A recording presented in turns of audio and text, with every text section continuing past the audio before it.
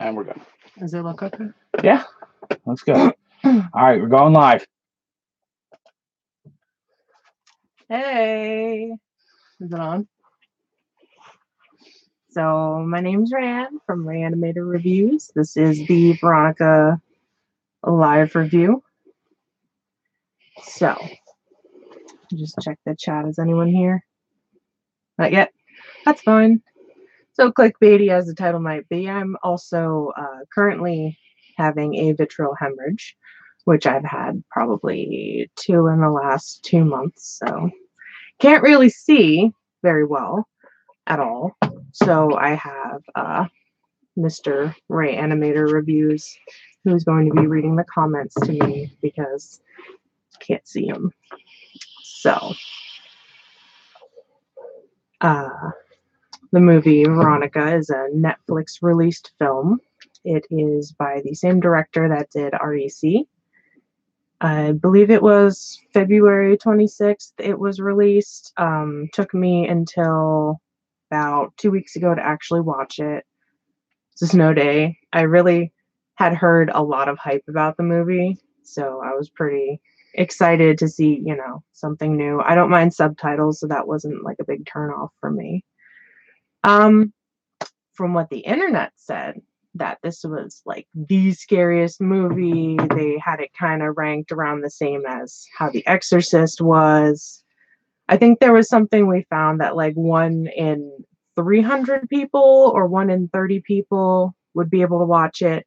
Otherwise, it was so scary you had to turn it off. And obviously, that was, a good marketing scheme that people would be like, oh, well, maybe I'm that 1 in 300 that is hardcore enough to watch this. And, if you're that person, you're typically really into horror movies. So then you're going to be super critical of the movie because you've probably seen some stuff. And yeah, didn't really live up to all the hype. I know Rotten Tomatoes had given it a really good rating, but let's be real, there's scarier stuff. I have not personally seen Ouija, but kind of got the feeling like it was one of those movies, obviously with the Ouija board in there. But so I did some research, and the story it's based off of did happen in 1992, as did, the movie set around 1992. The girl had a boyfriend who passed away in a motor vehicle accident. So this is similar to the movie where it's, Veronica, her father passed away, and she and her friend, and then there's another girl whose boyfriend passed away. They all want to contact the spirits on the Ouija board. So, real life story, air quotes, is that she wanted to contact her boyfriend passed away. I think that they changed it to make her more of a sympathetic character because everyone, even if you're not on good terms with your dad, has a dad. We can all relate to that. And after she had done the Ouija board to try to contact her boyfriend, one of the teachers had noted that there was smoke either coming into her mouth or coming out of her mouth. And that's when all the weird, phenomena started happening. She was having auditory and visual hallucinations, seizures. However, in the true story, her parents did have the, good call of taking her to seek medical treatment. I don't remember exactly how long she was in the hospital for, but she did ultimately end up passing away in the hospital, unfortunately. And then the parents believed that, either it was her or something she brought back with her that ended up in their home. They had called the police. The police actually documented this in, their file, which I think is the only instance, at least in Madrid. I don't know about anywhere else of like, a haunting scenario that there were doors opening and closing, unexplained noises. Jesus fell off of a crucifix in the house. So that's pretty interesting. It's, I don't know how much I believe in it. I don't know how much I don't believe in it, but if there's pretty reputable people saying, this happened, this is real, this is legit, we're putting it in the police report, take it as you will. So the actual story, it was kind of strange. It was one of those, they'll show you almost the last scene of the movie and then start the movie like this is what you're going to expect, but now we're going to start really slow. And it's Veronica, getting her younger siblings ready for school. You don't quite you kind of allude to the fact that mom's working really long hours, then you find out that her dad passed away. There's going to be a solar eclipse. Just like I said before, a group of friends are going to do the Ouija board. So something horrible happens, and I felt like that part was pretty cool with the effects. Some of them looked really, really CGI. You know, personally, I'm more practical effects. I love practical effects, but you get the whole timeline in the movie. This happened, then it'll have the date, which I completely don't remember how long it took. I feel like it was maybe the span of probably a week. Maybe it was a month. Maybe it was with the lunar cycle. Don't remember. I did write stuff down. Cannot read it. So I felt like it was a good choice with her father, being the one she was trying to reach. And it did make Veronica more of a sympathetic character because you're watching her struggle being a teenager, being a teenage girl in particular is really, really hard. Her trying to reach out to her dad when at that point in your life, you really, really need your dad. You need a strong, male figure in your life. You need your mom to be around. And unfortunately, she wasn't around because she had to work so hard to support her family that everything kind of just falls on her shoulders and everything together. Like that's a pretty big burden for anyone to bear, granted a 15-year-old girl to bear. So, the characters in this that I really enjoyed was her little brother, Antonito. He was so cute. The one part where it's not his father, but he thinks it's his father because that's how this thing is manifesting itself to him, appears to him at night. And he was telling Veronica that he was, reading to him.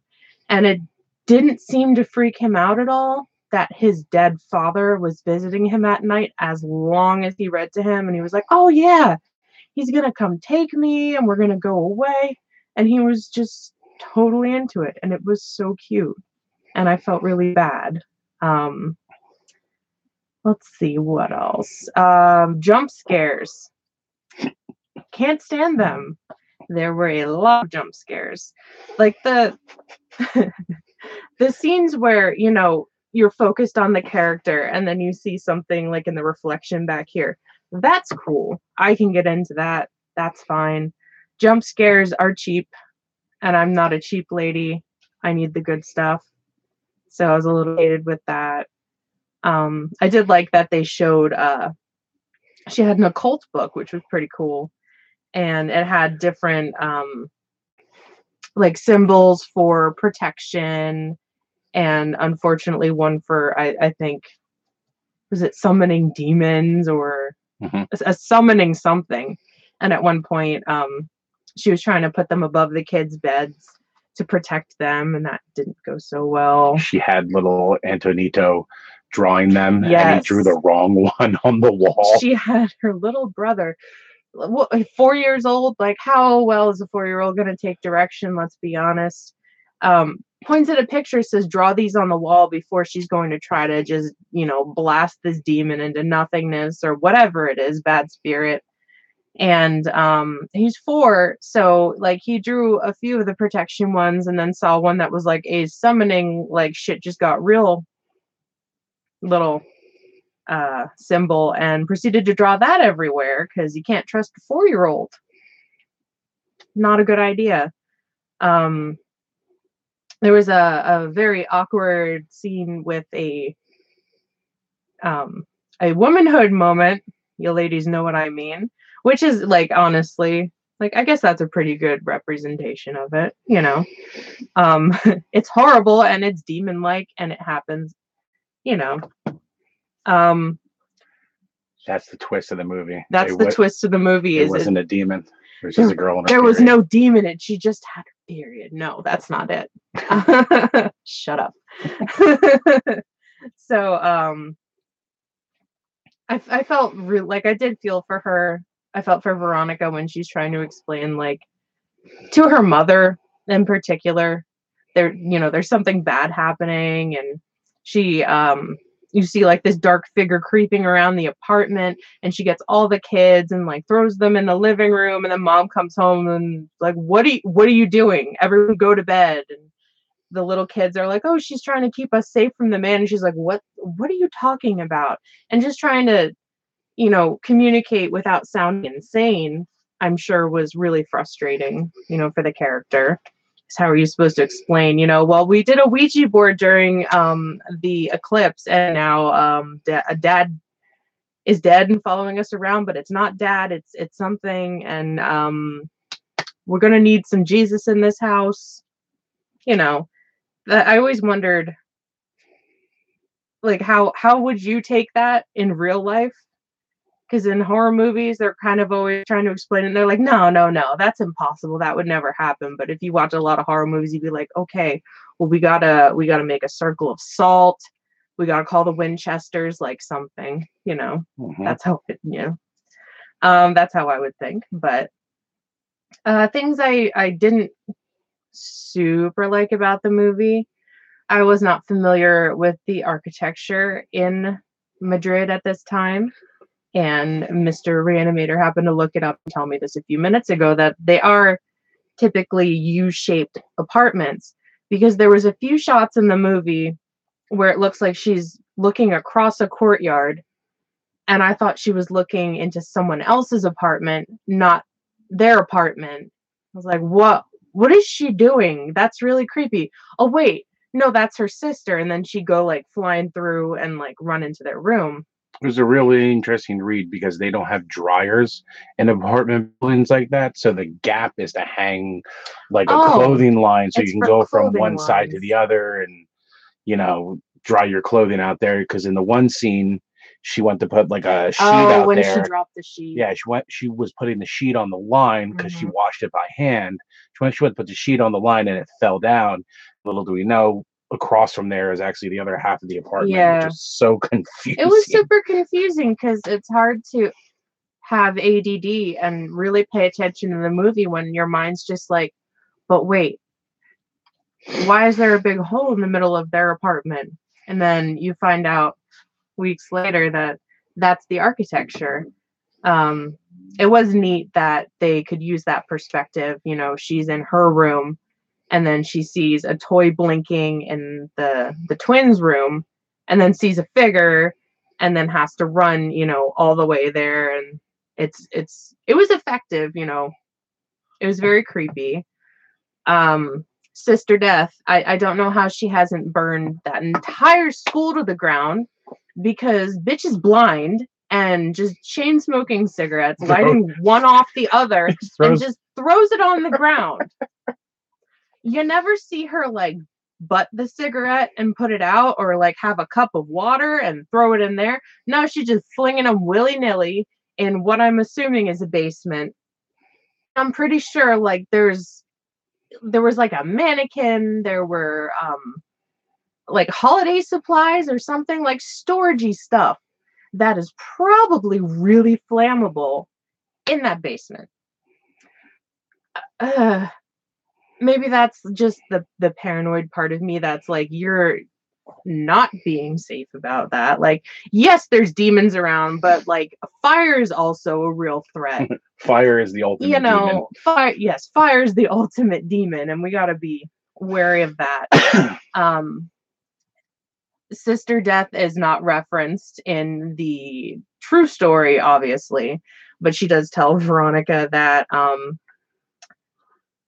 I don't know. I can't remember if she said she was born with the power or she had maybe messed with the same kind of stuff, but she could see like demony stuff or shadows or something, and she had blinded herself, which that's actually kind of appropriate for today, to prevent herself from seeing, these kind of entities. But then it turns out that you don't need actual literal sight to see them because they're just, she's able to perceive them other ways. That was interesting.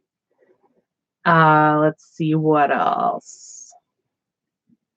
Thinking. Can you think of anything?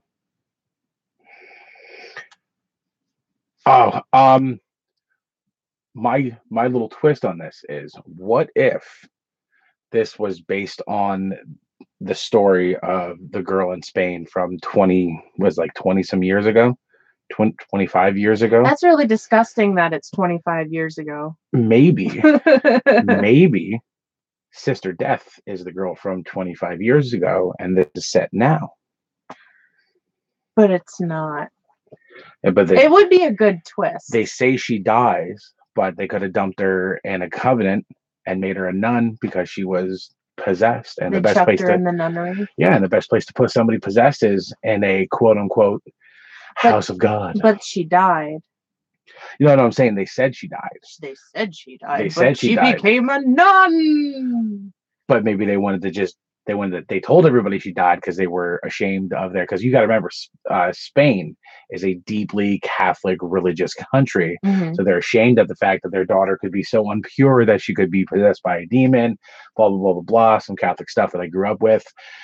She's some Catholic shame. Sorry, Mom. And then they stuff her in a nunnery because they did that. They did that with young women. They would shove them into, they would force them into the covenant if they were deemed impure or emotionally unstable. I would have totally ended up in a nunnery if I was in Spain. Yeah. They just treat epilepsy by throwing holy water at you.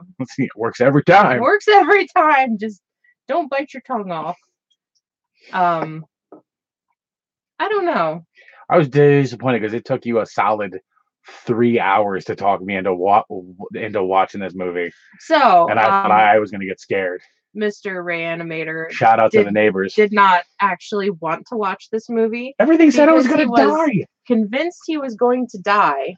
Per all the reviews that I actually couldn't find any reviews that said if you watch this movie you're going to die, but he was very insistent that he would. Per the reviews.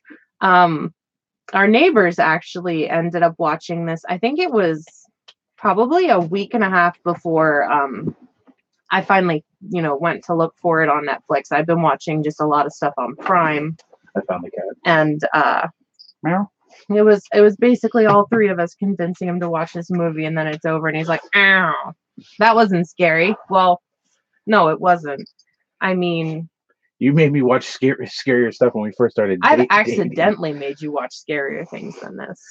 But I guess, maybe if you're super freaked out by this type of movie, maybe it would hit you harder. You know what I mean? Maybe if you're a deep believer in demons and various things. Yeah, if you feel that demons are a real thing, and maybe that would scare you more. I think the reality of it is what scared people. Yeah. What was I gonna say? Oh, there was a really unnecessary part in it with Veronica just walking, and the background is the occult book, and it's just Sister Death's words over and over, which was like an eternity. Like I could have made a sandwich in this time. And it was just her walking real fast with her Walkman on. It's like, oh my God, get to it. I remember you at that part, you were like, what the? Why is it still happening though? Because she's just repeating it. So long. This isn't a mantra. Get on with your life. This is a marathon. Let's see. I thought it was kind of a dick move on her friend's part. after she gets, the demon in her, and looks like she's like having a seizure and speaking in tongues and freaking out. She wakes up in the nurse's office isn't completely fine, because she obviously doesn't know what happened to her. But she, there were scenes previously of her and her friend like throwing notes to each other, and they were very tight. And then her friend is throwing notes to this other chick, and she's like, and tries to catch up with her. And she's like, oh, yeah, there's a party at my house if you want to go, but you're probably busy because you have to deal with the kids. And she that was kind of like bust into the party just because Sister Death had advised her to do the whole thing over again, but she has to shut the door, which I think that was the thing that she kept repeating over in her head. So she thought it best to seek out her friend and then the other girl that they'd originally done it with to close the door. And her friend was pretty much like, get out. Like, what are you doing? And she was like creepily persistent, which I mean, I could understand if there was a demon stalking my family, I'd probably be pretty creepily persistent. But she was like, no, get out, get the fuck out, like pushed her out of the house. Like, I'm pretty sure a guy picked her up and like threw her out, and she's crying. Obviously she's distressed. And that's how she ended up getting the kids involved to try to close the door, which, no spoilers here. I don't know. I originally wanted to give this like a 3 out of 5. But I just feel like with all the taglines and everything that are with it, I don't know that it's necessarily the movie's fault or the director's fault that there's all these like, oh my gosh, it was the scariest movie I've ever seen. But that made me mad because it wasn't, at least for me. So like that makes me want to give it like 2 out of 5.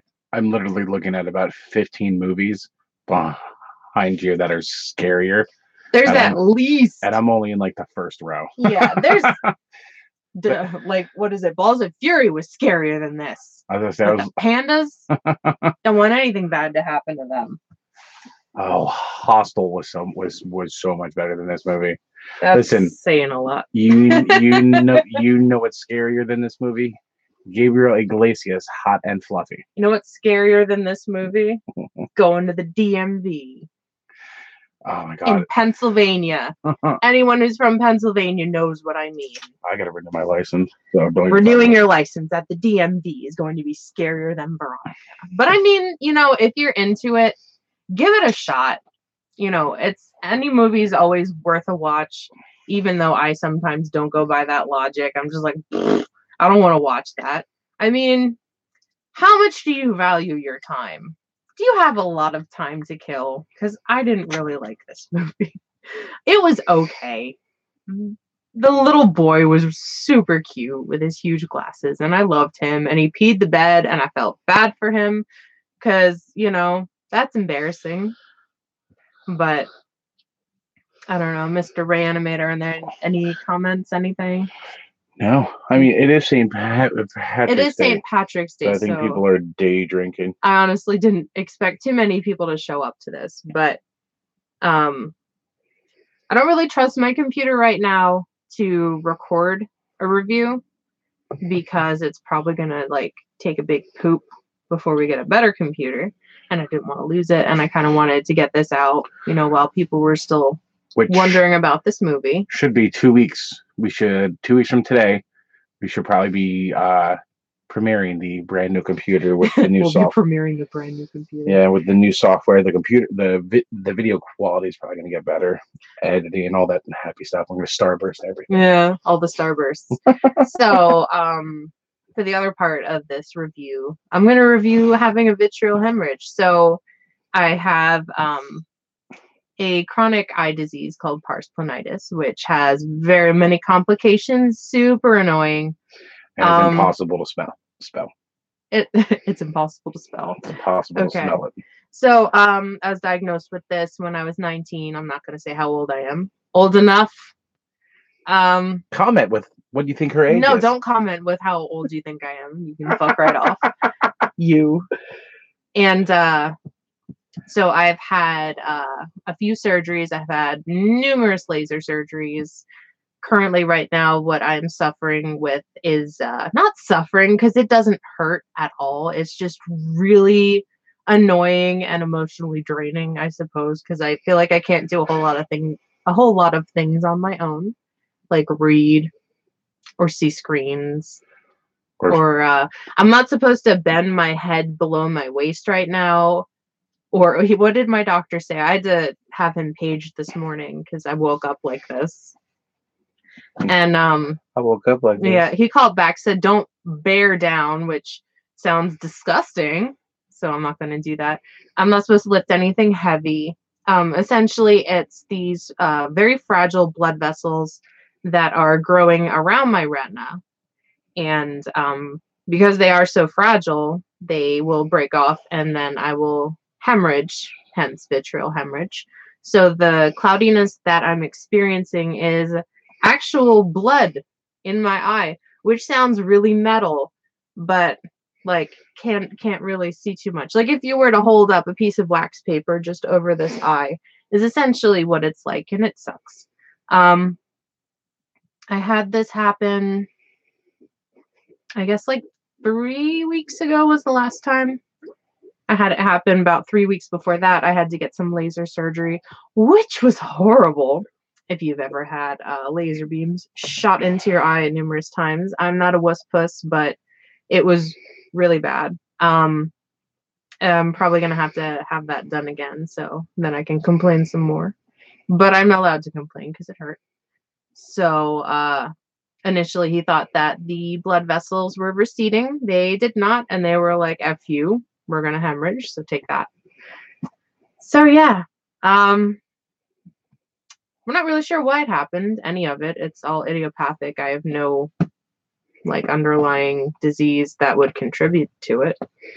So yeah, which is fine because like the most common one is MS is associated with pars planitis, and I don't want that. And I have a lot of friends that do have that, and I do see them struggle, and it is really, really hard to watch because you don't ever want to see anyone struggle, especially with such a debilitating condition. So I think that about wraps it up. That's all I had on the paper, pretty much. Mm-hmm. Hit all my points. Me. Apparently the paper I wrote on, I did it at work. My review. I did it at like a 40-degree angle. I did it at a nice 40-degree angle because I was trying to scribble it really fast and eat a yogurt at the same time.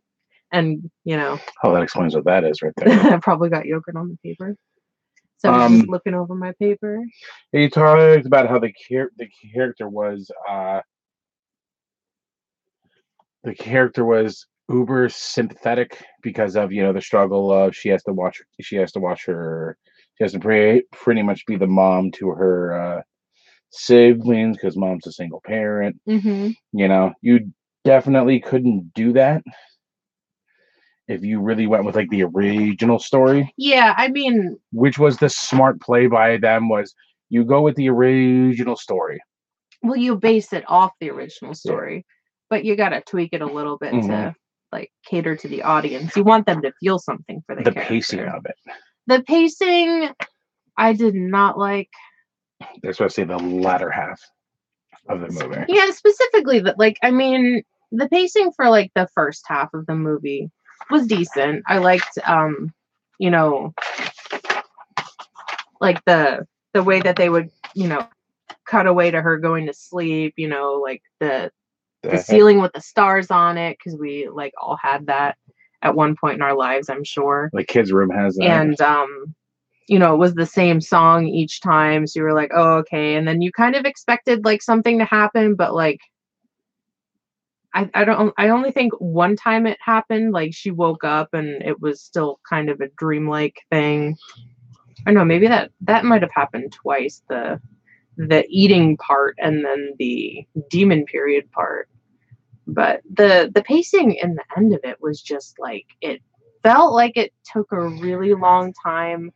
The payoff was okay at the end, but like, you know what you're in for, you know kind of how things are going to play out for her. So it's not like you needed to take that long to get to it. Like you could have sped it up just a tiny bit. you know, I think that's all my points. It was. He hated it. Oh God! Like it was just. I think, for me, the marketing people made me hate it. Well, like I was saying, I don't know that it was the marketing people. I mean, like, if it was the marketing people, they were effective because we all watched the movie, you know. Yeah.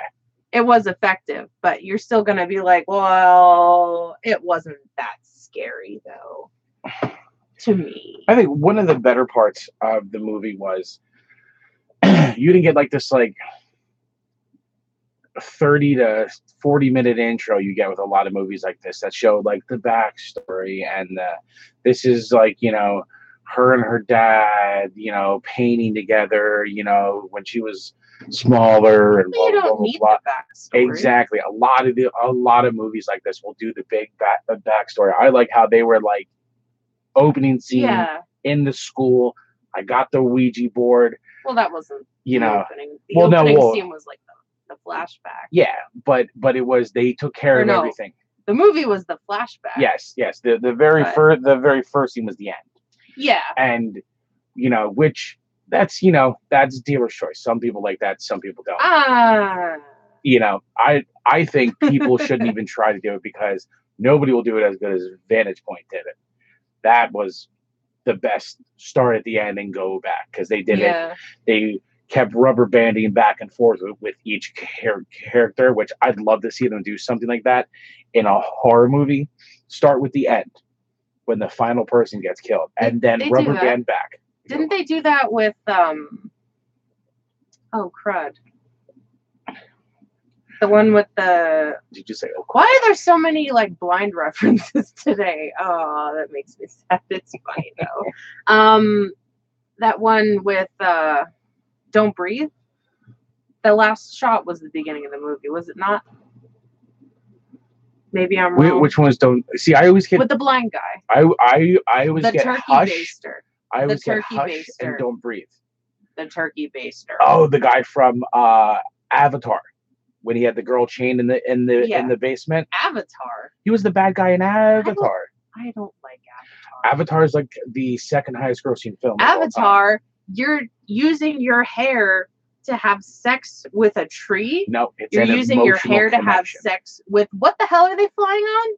They're raping them. That's how they're flying. They're getting fueled by rape. That's not cool. Don't laugh at me. That's the whole movie. I'm just like, no. You want to tie your hair to something? I'm not. No. So anyway. No. Nah. Awkward. Nah. No. Now I like the fact that within like 10 minutes of the movie, you see the Ouija board, you know what they're gonna do, and you go, oh shit. Well, then they don't even have to explain the Ouija board because everyone's like, Everybody. Or they're like, I have one of those. and then after the movie, they're like, and now it's going in the garbage. Yeah. That's why I won't allow one in this house. We don't have real Ouija boards. We have hand towels and you have leggings. I have leggings. I have a shirt. Because you were a Ouija board for Halloween. I was a Ouija board for Halloween for when I was in school. What was it, like a year ago? I think. We have a Ouija board mat in the kitchen, which like I'm not going to use that to summon anything unless it's going to be delicious, wash my dishes, or be delicious. Apparently, and summon delicious food with it. I'm not going to eat food that comes from a Ouija board. I feel like that's asking for it too. That's how it gets inside you. The evil. That's how it gets. That's how the. We were talking about this earlier. I don't like I said before. I don't know necessarily what I believe and what I don't believe, but I'm honestly not gonna I'm gonna play it safe. I'm not gonna invite that. I'm gonna buy a bath towel and a shirt and some leggings and a kitchen mat, but I'm not gonna be putting a planchette on it and trying to summon anything because I have enough problems. We can put plantains on it. We'll put plantains on it. Not a planchette. And summon a fruit salad. No, plantains aren't they're not good in a fruit salad. use a plantain to summon a banana. Plantains are good for pan-fried in a little bit of butter. Yeah. Share your favorite plantain recipe. Share your favorite plantain recipe. No, we're not going to mix horror and cooking. We could mix horror and cooking. It doesn't work. No. The Homicidal Homemaker actually makes it work really, really well. You should watch her channel. It's awesome. She has she does like all recipes based on specific moments in horror movies, and the one with the pudding from Dead Alive literally made me want to vomit, but I also kind of really wanted to eat it. I thought you were going to say she makes recipes for horror movies. What? She makes recipes like, if you notice in this scene, they have a nice lightly braised turkey. Oh and that's what we're going to make today. She could do commentary on the food in horror movies. That would be amazing. It's like, she just like pauses it. All right, you see right here in the background, they've done a wonderful job of dressing the plate here. The presentation is key. Presentation is key. You know. So, I don't know how long we've been going because I can't see anything. It's just like 40 minutes and dark blobs. But I think that's a pretty good place to stop it here. Tell them where you're going to be tonight. I am going to be on Channel Sundown's channel. Channel Sundown? It's Sundown, right? With an N. Sundown. I thought it was Sundown. No. Sundown. Did you put that? No, I subscribe to them though. Hey, me. So I will be on Channel Sundown's stream. I believe theirs is 10 p.m. Central Standard Time. I think it's I think it's 10. But definitely subscribe to their channel. I'll hang out with you there. Don't forget to like my channel, subscribe, hit the bell for notifications. You can also find me on Facebook, Ray Animator Reviews. It was a pleasure doing this review. I hope you got something good from it, learned maybe some new weird medical jargon, look for some plantain recipes perhaps. And thank you and love you guys. And I need you to turn the stream off because Blindy McBlind can't see anything. I don't know how to do that. It's at the bottom. There you go. End stream.